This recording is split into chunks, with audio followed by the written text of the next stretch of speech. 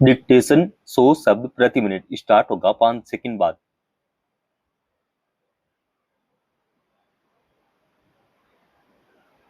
Start.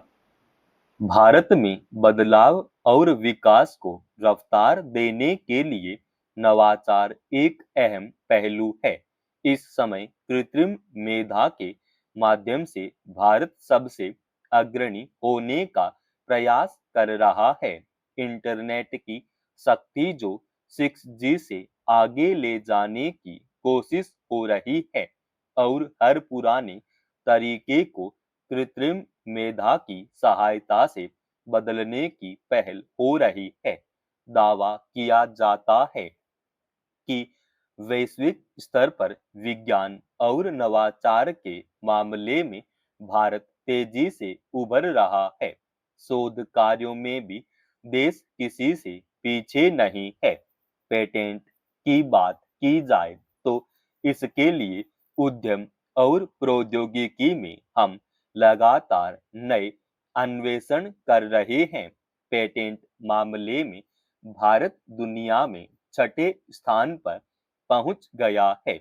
विज्ञान और engineering के मामले में दावा किया जाता है कि हम शीर्ष देशों की श्रेणी में शामिल हो गए हैं, मगर शिक्षा के क्षेत्र में नवाचार की राह अब भी कई तरह की चुनौतियों से घिरी हुई है।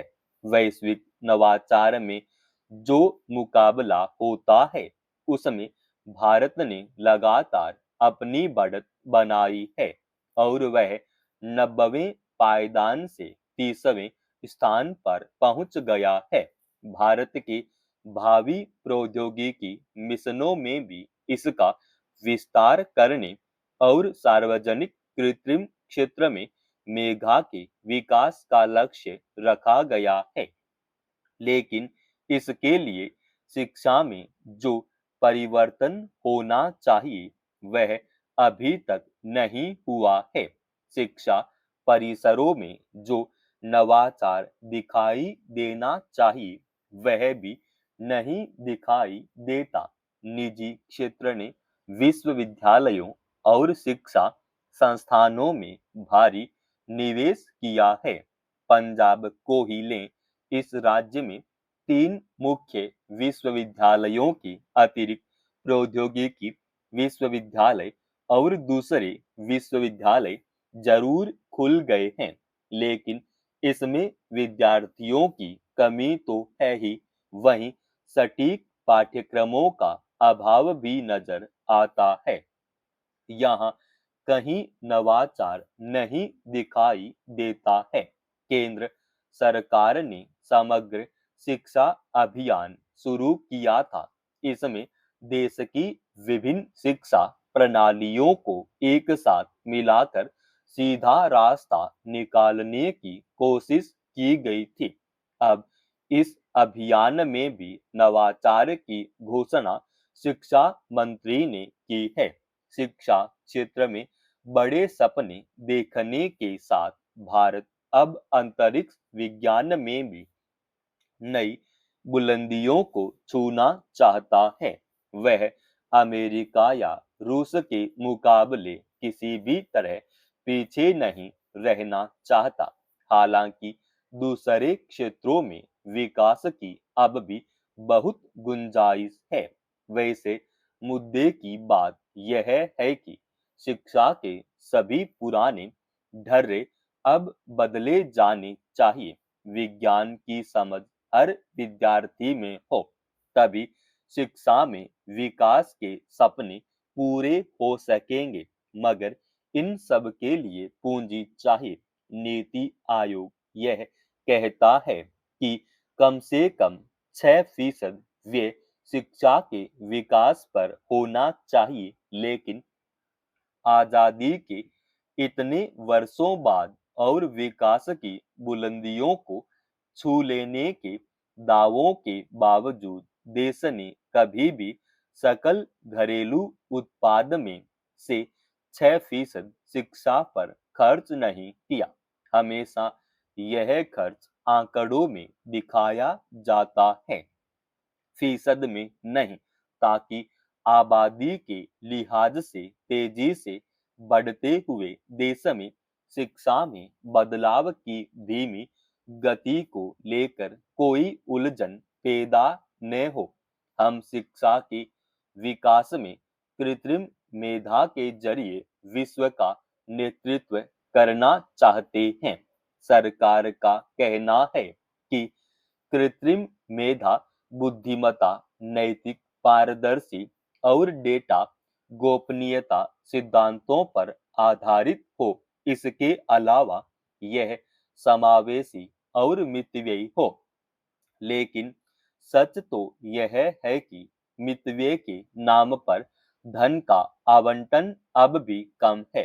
लेकिन न तो यह समावेशी हो सका है और न ही वहनीय। सवाल यह है कि अगर समावेशी, रोजगार परक और अन्वेषणपूर्ण शिक्षा को गांव गांव तक पहुंचाना है, तो इसके लिए उद्यम कहाँ है?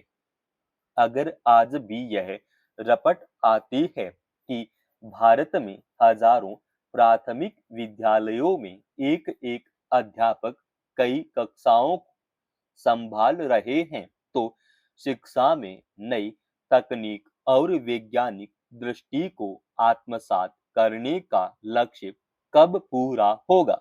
पंजाब को ही लें, आज भी यहाँ अधिकतर छात्र कला संकायों की ओर जा रहे हैं, जबकि नई शिक्षा नीति यह कहती है कि शुरू से लेकर उच्च स्तर तक नई पीढ़ी कला और साहित्य के साथ विज्ञान एवं तकनीक का भी अध्ययन करे। दूसरी ओर आलम यह है कि स्कूलों में दाखिले का फीसद जरूर बढ़ गया है, लेकिन 10वीं तक आते आते विद्यालय छोड़ने वाले विद्यार्थियों की संख्या भी जरूर बढ़ रही है। इसकी वजह है परिवारों की आर्थिक असुरक्षा और रोजगार की अनिश्चितता। वहीं देश की युवा पीढ़ी में काम करने की इच्छा लगातार घट रही है। तो इसका कारण उदारता में बांटी गई रवड़ियां भी है। अजब विडंबना है कि एक और देश आर्थिक शक्ति बनता दिख रहा है और हम भविष्य में तीसरी आर्थिक महाशक्ति बनने का दावा कर रहे हैं। आजादी के शतकीय महोत्सव 2047 तक हम महाशक्ति बनना चाहते हैं। दूसरी ओर युवा पीढ़ी को अनुकंपा के जरिए धीरज रखने के लिए प्रोत्साहित किया जा रहा है। इसे विरोधाभास नहीं तो और क्या कहा जा सकता है? उच्च शिक्षा में ज्यादातर विद्यार्थी कला और साहित्य क्षेत्र में शोध करना चाहते हैं। विज्ञान और तकनीकी क्षेत्र में शोध की प्रवृत्ति नहीं बढ़ रही। हम कृत्रिम मेधा से नवाचार की ओर बढ़ना चाहते हैं, लेकिन हमारा शोध इस क्षेत्र की बुलंदियों की ओर जाता नहीं दिख रहा। हम कृत्रिम मेधा से नवाचार की बात जरूर करते हैं, लेकिन सवाल है कि कितने प्रशिक्षण संस्थान हमने इसके लिए बनाए हैं? कितने अध्यापकों को हमने नई शिक्षा विधि में निपुण बनाया है? नई शिक्षा नीति तो कहती है कि युवा पीढ़ी के प्रशिक्षण को किताबों के साथ साथ यथार्थ से भी जोड़ा जाना चाहिए, मगर वास्तव में ऐसा हो नहीं पा रहा है। पुरानी नौकरियां अब खत्म हो रही है क्योंकि दफ्तरों में सब काम कागज सहित होता जा रहा है। दूसरी ओर चिकित्सा और इंजीनियरिंग की डिग्रियां अब युवा पीढ़ी के लिए अंतिम विकल्प नहीं रह गई है। समाप्त। दोस्तों, रोजाना ऐसे ही एडवांस डिक्टेशन के लिए चैनल को आप अभी सब्सक्राइब कीजिएगा और आज के इस डिक्टेशन का पीडीएफ फाइल हमने हमारे Telegram channel study with HP Swami पर डाल दिया है, जिसका लिंक इसी वीडियो के डिस्क्रिप्शन में डाल रखा है।